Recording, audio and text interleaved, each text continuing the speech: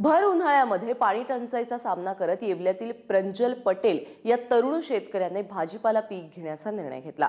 बाजारामध्ये भविष्यात वाढणारी भाजीपाल्याची मागणी पाहता घोसाळ्याची लागवड त्याने केली आणि त्याचमुळे पाण्याचं काटेकोर केलेलं नियोजन अवघ्या 3 महिन्यांमध्ये या तरुण शेतकऱ्याला लाखभराचं उत्पन्न देऊन गेलंय।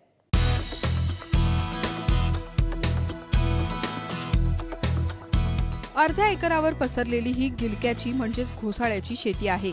येवला तालुक्यातील तरुण शेतकरी प्रज्वल पटेल याची। प्रज्वलची येवल्या तालुक्यातील बाभुळगावमध्ये वडिलोपार्जित शेतजमीन आहे। इथं तो भाजीपाल्यासह अनेक पारंपरिक पिकं घेतो।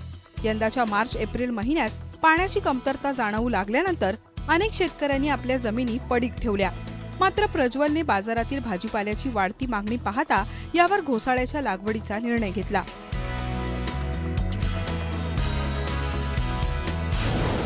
तसं म्हणजे आम्ही दरवेळेस काही भाजीपाला वगैरे करतच असतो, पण यावेळेस म्हटलं आता गिलके लावून बघू आणि यावेळेस कसं दुष्काळ असल्यामुळे भाजीपाला तसा बाजारात कमी येत होता आणि आपल्याकडे थोडंफार पाण्याचं नियोजन असल्यामुळे आपण मग भाजीपाला लावला। त्यावेळेस आम्ही साधारणतः मे महिन्यात लावलेला आहे, मेच्या पहिल्या आठवड्यात। त्याच्यानंतर आम्ही याची लागवड करताना आम्ही नांगरटी वगैरे करताना कोंबडी खत वगैरेचा वापर केला।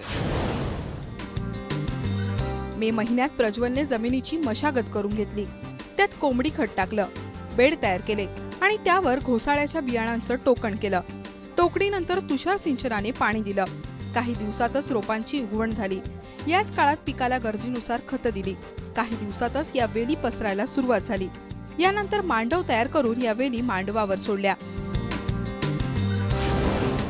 नाही, आम्ही ज्यावेळेस लागवड केली त्यावेळेस सुरुवातीला आम्ही याला स्प्रिंकलरवर चालवलं। त्याच्यानंतर बाग मोठा झाल्यानंतर मांडव टाकताना आम्ही मग स्प्रिंकलरचा वापर कमी करून टाकून मग खालून आम्ही पाणी द्यायला चालू। ते किती वेळ द्यायचे तुम्ही? आम्ही साधारणतः दिवसभरात एक 2 तास साधारणतः रोज देत होतो। आम्ही लागवड केल्यानंतर त्याला पहिला हात आम्ही युरियाचा दिला आणि एक 15-15चा दिला। त्याच्यानंतर मग आम्ही बाकी तर काहीच वापरले। अवघ्या 1.5 महिन्यात या वेलींना फुलं आली आणि जुलैच्या पहिल्या आठवड्यात घोसाळ्यांचा पहिला तोडा झाला। रोज पहाटेच या घोसाळ्यांची तोडणी केली जाते। हे कॅरेटमध्ये भरलं जातं आणि प्रज्वल हे येवल्याच्या बाजारपेठेत घेऊन जातो, जिथे या घोसाळ्यांचा लिलाव होतो। आतापर्यंत 45 ते 50 कॅरेट घोसाळ्यांची तोडणी झाली आहे, ज्याला बाजारपेठेत सरासरी 600 रुपये कॅरेटचा दर मिळालाय, ज्यातून प्रज्वलला आतापर्यंत 30,000 रुपयांचं उत्पन्न मिळालंय। अजून 4 ते 5 महिने तोडा सुरू राहणार असून यातून प्रज्वलला 80 ते 90 कॅरेट घोसाळ्याच्या उत्पन्नाची अपेक्षा आहे, ज्यातून प्रज्वलला 50 ते 60 हजारांचं उत्पन्न मिळेल। घोसाळ्यांसाठी आतापर्यंत केवळ 8 ते 10 हजारांचा उत्पादन खर्च झालाय, म्हणजेच या अर्ध्या एकरातून प्रज्वलला 80 हजारांचं उत्पन्न मिळेल। आमचा पहिला तोडा जुलैच्या पहिल्या आठवड्यात निघाला। त्याच्यानंतर आम्हाला त्यावेळेस 7 कॅरेट निघाले आणि तो त्यावेळेस भाव आम्हाला 600 रुपये मिळाला। आमचे आत्तापर्यंत 40 कॅरेट विकले गेलेले। आम्हाला त्यातून 50 ते 60 हजार रुपये आम्हाला सरासरी मिळू शकतात।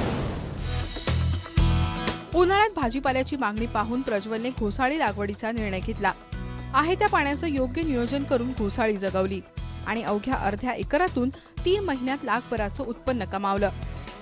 मनमाडहून अजय सोनावणेसह ब्युरो रिपोर्ट, एबीपी माझा।